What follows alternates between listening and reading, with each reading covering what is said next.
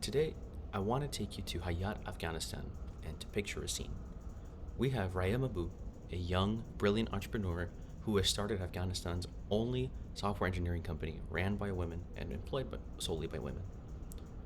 She ran into a big problem, though, and it was that none of her employees nor her were able to own bank accounts to send or accept payments for any of the work they did, thus putting the entire company at risk. This archaic law, though, was circumvented by the usage of cryptocurrencies and Web3 technology. By using this, her business is able to run today, her employees are able to receive payments from anywhere in the world, and she's able to continue having a business in a very oppressive society. And this was documented by Alex Gladstein in the Journal of Democracy in 2025, and this is not a unique case. Throughout the world, in places such as Gaza, Ukraine, and Iran, war zones as we know them, many citizens are not able to access their bank accounts or even receive payments from people with bank accounts. In order to get around this, they're using technologies such as BitPay, Bitcoin, or other tokens so that they can survive and have a living still.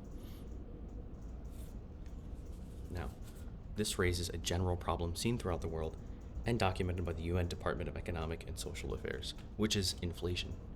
Inflation is not just some economic buzzword that exists in a vacuum of theory. It has affected all of our lives, especially over the past 6 years. It has been most seen since COVID, as the US dollar has been printing nonstop. And as noted by the UN, inflation hurts the poor the hardest. Their spending power is the least powerful, everything becomes more expensive, and traditional technology does not necessarily improve this scenario at all. The traditional systems of inflation, which typically are run by centralized banks and governments such as the US Fed, have only been rewarding big tech and contractors with further larger and larger contracts and prizes.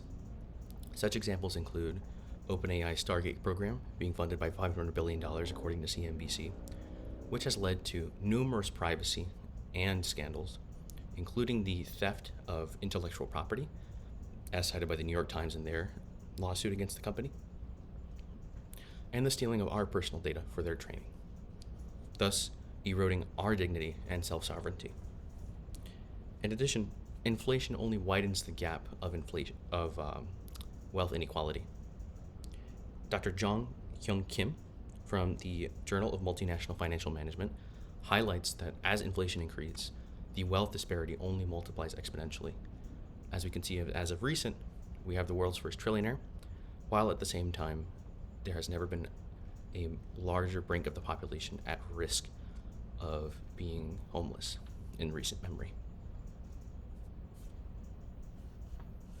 And finally, the largest example of problems and causes has been the recent war in Iran, in which the Iranian government has actually mandated that all ships that pass through the Strait of Hormuz be paid in cryptocurrencies and stablecoins.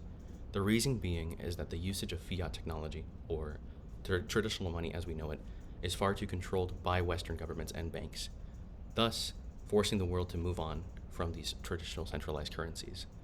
As we can see, the printing and inflation of these currencies leading to unnecessary wars in Gaza and Iran, as well as unchecked spending and harder times for poor people, is not a system that's working for anyone, especially young people these days, as the cost of housing continues to become a vehicle of savings rather than an item anyone can acquire. So, what is the solution for all of these problems that we are faced with today and have to live with in our daily lives?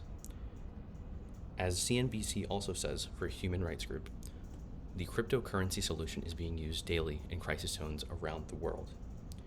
Human rights groups such as the UNHCR, the United Nations High Commissions of Refugees, are exclusively paying and accepting in cryptocurrencies now due to the fact that they're much more stable, flexible, and can be given to almost anyone in the world at any moment needed, versus using a currency such as the US dollar, or if you're in West Africa, being forced to use the French national franc.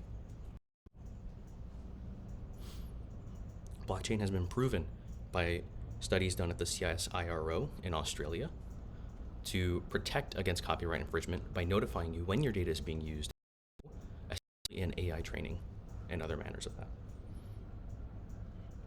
particularly in preventing tracking and unwanted surveillance. in which, from my personal experience, I track that I avoid about 1,200 trackers a day using normal websites, Web3 only leaders in technology.